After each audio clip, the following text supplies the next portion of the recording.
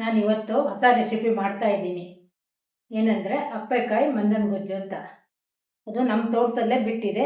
ಇದು ಹಣ್ಣಾದರೂ ಮಾತ್ರ ಮಾಡೋಕ್ಕಾಗತ್ತೆ, ಕಾಯಿ ಆದರೂ ಮಾಡೋಕ್ಕಾಗಲ್ಲ. ಹಣ್ಣಲ್ಲಿ 3-4 ಥರ ವೆರೈಟಿ ಮಾಡೋದು, ಅದರ ಒಂದು ವೆರೈಟಿ ನಾನು ಮಾಡ್ತಾ ಇದ್ದೀನಿ. ಇದನ್ನೇನು ಮಾಡಬೇಕು ಅಂದರೆ, ನಮ್ಮ ತೋಟದಲ್ಲೇ ಬಿಟ್ಟಿದೆ. ಇದನ್ನು ತೊಗೊಂಬಂದ್ಕೊಂಡು ಇದು ತೊಗೊಂಬಂದು ಕ್ಲೀನಾಗಿ ತೊಳೆದು ಸ್ವಲ್ಪ ನೀರು ಹಾಕಬೇಕು. ಆಗತ್ತಾಗ ಬಟ್ಟೆಯಲ್ಲಿ ಒರೆಸಿ ಇಡಬೇಕು. ಆನಂತರ ಅದೇನು ಮಾಡಬೇಕು ಅಂದರೆ, ಸಿಪ್ಪೆ ತೆಗೆದು 10 ಮಾವಿನಕಾಯಿ ಅಷ್ಟು ಮಾವಿನಕಾಯಿ ತೊಗೊಂಡಿದ್ದೀನಿ. ಇದರ ತಕ್ಕಂಗೆ ಉಪ್ಪು ಖಾರ ಹುಳಿ ಎಲ್ಲ ಹಾಕಿ ಮಾಡಬೇಕು. ಇದಕ್ಕೆ ಬೇಕಾಗುವ ಸಾಮಾನು: ಹಸಿಮೆಣಸು, ಉಪ್ಪು, ಜೀರಿಗೆ ಮೆಣಸು, ಬೆಳ್ಳುಳ್ಳಿ, ಉದ್ದಿನಬೇಳೆ, ಎಣ್ಣೆ, ಸಾಸಿವೆ, ಇಂಗು. ಇಷ್ಟು ಬೇಕಾಗುವ ಸಾಮಾನು. ನಾನೀಗ ಮಾಡುವ ವಿಧಾನ: ಅಪ್ಪೆಕಾಯಿ ಸಿಪ್ಪೆ ಮೊದಲು ತೆಕ್ಕೋಬೇಕು. ನೋಡ್ಲಿಕ್ಕೆ ಎಷ್ಟು ಚೆನ್ನಾಗಿದೆ ನೋಡಿ.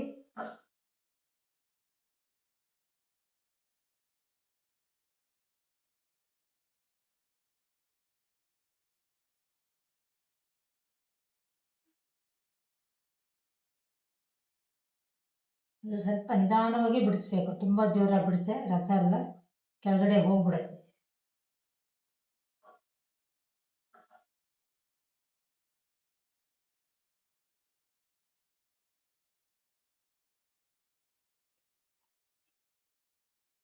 ನೋಡಿ, ಹೀಗೆ ಬಿಡಿಸ್ಕೋಬೇಕು. ಅಷ್ಟು ಕಾಯಿನೂ ಹೀಗೆ ಬಿಡಿಸ್ಕೋಬೇಕು.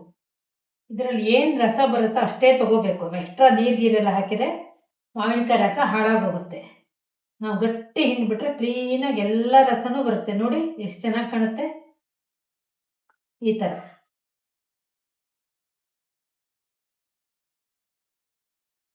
ಥರ ರಸ ಹಿಂಡ್ತಾ ಇದ್ರೆ ಒಳ್ಳೆ ಎಲ್ಲೋ ಕಲರ್ ಆಗಿ ಏನು ಚೆನ್ನಾಗಿ ಬಂದಿದೆ. ಇಷ್ಟು ಪರಿಮಳ. ಮತ್ತು ಮಾವಿನಕಾಯಿ ತುಂಬ ಪರಿಮಳ. ನಮ್ಮನೇಲೇ ಬಿಟ್ಟಿದೆ, ತುಂಬ ಪರಿಮಳ. ಹಿಂಡ್ಬೇಕಾದ್ರೆ ಒಂಥರ ಅದನ್ನ ತಿನ್ನಬೇಕು ಅನ್ನೋಷ್ಟು ಪರಿಮಳ ಬರ್ತಾ ಇದೆ. ಅಪ್ಪೆಕಾಯಿ 10 ಕಾಯಿ ಹಿಂಡಿದ್ದೀನಲ್ಲ, ಅದಕ್ಕೆ ಈಗ ಇಷ್ಟು ರಸ ಬಂದಿದೆ. ಒಂದು ಚೂರು ನೀರು ಹಾಕಿಲ್ಲ, ಬರೀ ರಸ ಮಾತ್ರ ಹಿಂಡಿ ತೆಗಿಬೇಕು. ಯಾಕೆಂದರೆ ನೀವು ಒಂದು 8-10 ತಿಂಗಳು ಇಟ್ಕೊಂಡ್ರು ಈ ಮಾವಿನಕಾಯಿ ರಸದ್ದು ಗೊಜ್ಜು ಹಾಳಾಗಲ್ಲ. ಈಗ ಹೇಗೆ ಮಾಡೋದು ನಾನು ತೋರಿಸ್ತೀನಿ ನಿಮಗೆ. ಫಸ್ಟು ಬಾಂಡೆ ಇಟ್ಕೊಳ್ಳಿ, ಸ್ಟವ್ ಹಚ್ಕೊಳ್ಳಿ.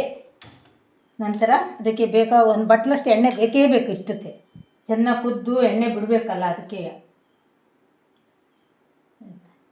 ಮೊದಲು ಸಾಸಿವೆ ಹಾಕಬೇಕು. ಎಣ್ಣೆ ಕಾದಿದೆ, ಸಾಸಿವೆ ಹಾಕಿದೆ. ಚಟಪಟ ಕೊಡ್ತಾ ಇದೆ ನೋಡಿ. ಅದಕ್ಕೊಂದು 4 ಉದ್ದಿನಬೇಳೆ, ಆಮೇಲೆ ಹಸಿಮೆಣಸಿನ್ಕಾಯಿ. ನಾನು ಜೀರಿಗೆ ಮೆಣಸು ಸ್ವಲ್ಪ ಪೌಡ್ರ್ ಚಟ್ನಿ ಥರ ಮಾಡಿಟ್ಬಿಡಿದೆ. ಯಾಕೆಂದರೆ ಅದು ಬಾಯಿ ಕಿತ್ತಿರಿ ತಿನ್ನೋಕ್ಕಾಗಲ್ಲ, ತುಂಬ ಖಾರ ಆಗುತ್ತೆ. ಹಸಿಮೆಣಸಿನ್ಕಾಯಿ ತಿನ್ಬೋದು, ಜೀರಿಗೆ ಮೆಣಸಿನ್ಕಾಯಿ ಬಾಯಿಗೆ ಬಂದರೆ ತಿನ್ನೋಕ್ಕಾಗಲ್ಲ. ಸ್ವಲ್ಪ ಬೇಯ್ತಾ ಬಂದಂಗೆ ಬೆಳ್ಳುಳ್ಳಿ ಬೇಕಾದ್ರೆ ಹಾಕ್ಕೊಳ್ಳಿ, ಬೇಡ ಅಂದರೆ ನೀವು ತಿನ್ನಲ್ಲ ಅನ್ನೋರು ಸ್ಕಿಪ್ ಮಾಡ್ಬೋದು. ಅದನ್ನ ಹಾಕಿದ್ರೆ ರುಚಿ ಜಾಸ್ತಿ ಅನ್ನೋದು ನಾವು ಹಾಕೋದು.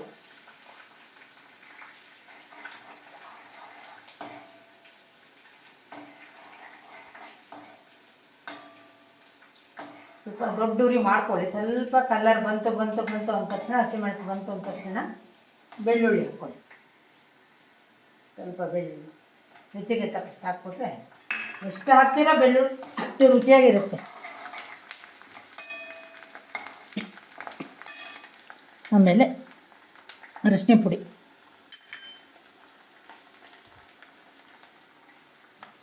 ನಂತರ ಸ್ವಲ್ಪ ಬೇಕಂದ್ರೆ ಕಲರ್ ಬಂದು ಬೆಳ್ಳುಳ್ಳಿ ಇವು ಕಲರ್ ಬರುತ್ತೆ. ಆಮೇಲೆ ಸ್ವಲ್ಪ ಸ್ಟವ್ ಸಣ್ಣ ಮಾಡ್ಕೊಂಬಿಡಿ. ಹಿಂಗೆಲ್ಲ ಹಾಕ್ಬೇಕಾದ್ರೆ ಸ್ವಲ್ಪ ಸ್ಟವ್ ಸಣ್ಣ ಮಾಡಿ. ನಂತರ ಇದು ಜೀರಿಗೆ ಮೆಣಸಿನ್ಕಾಯಿ ಪೇಸ್ಟ್, ಲಾಸ್ಟ್ ಕರ್ಬೇವಿನ ಸೊಪ್ಪು. ಈ ಥರ ಕೊತ್ತ ಬೇಯಿಸ್ತೀವಿ. ಈ ಥರ ಇರಬೇಕು. ಆನಂತರ ನಾವು ಏನು ಮಾಡ್ತೀವಿ, ಮಾವಿನಕಾಯಿ ರಸನ ಹಾಕಿಡಿದೀವಲ್ಲ, ಅದನ್ನ ತೊಗೊಂಡು ಇದಕ್ಕೆ ಹಾಕ್ಬಿಡ್ಬೇಕು. ಫುಲ್ ನೀರಿಗೆ ಏನೂ ಹಾಕ್ಬಾರ್ದು. ನೀರು ಹಾಕಿದರೆ ಬೇಗ ರಸ ಹಾಳಾಗ್ಬಿಡುತ್ತೆ. ನೀರು ಹಾಕಂಗೆ ಇಲ್ಲ. ಅದಕ್ಕೆ ಅದೊಂಥರ ಜೇನುತುಪ್ಪ ಥರ ಬರುತ್ತೆ. ಅಥವಾ ಹೀಗೆ ರುಚಿಗೆ ತಕ್ಕಷ್ಟು ಉಪ್ಪು ಹಾಕಿ ನೋಡಿ ಇಷ್ಟು ಗಟ್ಟಿಯಾಗಿದೆ. ಇದು ಇನ್ನೂ ಸ್ವಲ್ಪ ಗಟ್ಟಿ ಬರಬೇಕು, ರಸ ಚೆನ್ನಾಗಿ ಕುದಿಬೇಕು. ಒಂದು 10 ನಿಮಿಷ ಹೈ ಫ್ಲೇಮ್ ಕುದಿಸಿ, ಒಂದು 10 ನಿಮಿಷ ಲೋ ಫ್ಲೇಮಲ್ಲಿ ಕುದಿಸ್ಬೇಕು. ಅದಕ್ಕೆ ಉಪ್ಪು ಹಾಕಿಲ್ಲ, ಸ್ವಲ್ಪ ಉಪ್ಪು, ರುಚಿಗೆ ತಕ್ಕಷ್ಟು ಉಪ್ಪು, ಸ್ವಲ್ಪ ಸಕ್ಕರೆ ಅಥವಾ ಬೆಲ್ಲ, ನಿಮ್ಗೆ ಯಾವ್ದು ಇಷ್ಟವಾದ ಹಾಕೊಳ್ಳಿ. ನನಗೆ ರಿಚಾಗಿ ಕಾಣಬೇಕು, ಸಕ್ಕರೆ ಹಾಕ್ತಿದ್ದೀನಿ ನಾನು.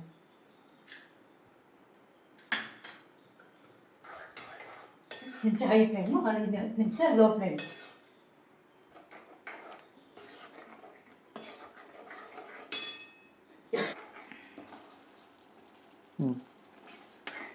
ನೋಡಿ ಎಷ್ಟು ಚೆನ್ನಾಗಿ ಬಂತು. ಇಷ್ಟು ಲಿಕ್ವಿಡ್ ಥರ ಆಗಬೇಕದು, ಜೇನುತುಪ್ಪ ಎಲ್ಲ ಇರುತ್ತಲ್ಲ ಆ ಥರ ಬರುತ್ತೆ. ನೀವು ಇದು ಮಾಡಿ ತಣ್ಣಗಾದ್ಮೇಲೆ ಮನ್ನಂಗೆ ತುಂಬ ಪರಿಮಳ ಬರ್ತಾಯಿದೆ, ಘಮ ಘಮ ಘಮ ಘಮ ಗುಡ್ತಾ ಇದೆ. ಇದನ್ನೇನು ಮಾಡಬೇಕು ಅಂದರೆ, ಇದನ್ನು ಕುದ್ದಾದ್ಮೇಲೆ ಸ್ಟವ್ ಆಫ್ ಮಾಡಿಬಿಡಿ. ಸ್ಟವ್ ಆಫ್ ಮಾಡಿ ಅದು ಸ್ವಲ್ಪ ತಣ್ಣಗಾಗಬೇಕು. ತಣ್ಣಗಾದ್ಮೇಲೆ ಒಂದು ತೋರಿಸ್ತೀನಿ, ಗಾಜಿನ ಬಾಟ್ಲಿಗೆ ಹಾಕಿ ನೀವು ಫ್ರಿಜ್ ಒಳಗೆ ಇಟ್ಕೊಂಡ್ರೆ ಒಂದು 6-8 ತಿಂಗಳಾದರೂ ನಿಮಗೇನೂ ಆಗೋಲ್ಲ. ಹೇಗೆ ಮಾಡಿದ್ವಿ ಹಾಗೇ ಟೇಸ್ಟ್ ಇರುತ್ತೆ. ಇದು ಏನಕ್ಕೆ ಅಂದರೆ ರಾಗಿ ಮುದ್ದೆ ಅನ್ನಕ್ಕೆ ಒಳ್ಳೆ ಕಾಂಬಿನೇಷನ್ನು. ಇದು ಬೇಕಾದ್ರೆ ನೀವು ಒಂದ್ಸಲಿ ಮಾಡಿ ನೋಡಿ. ಇಷ್ಟ ಆದರೆ ಲೈಕ್ ಮಾಡಿ, ಶೇರ್ ಮಾಡಿ, ಕಮೆಂಟ್ ಮಾಡಿ.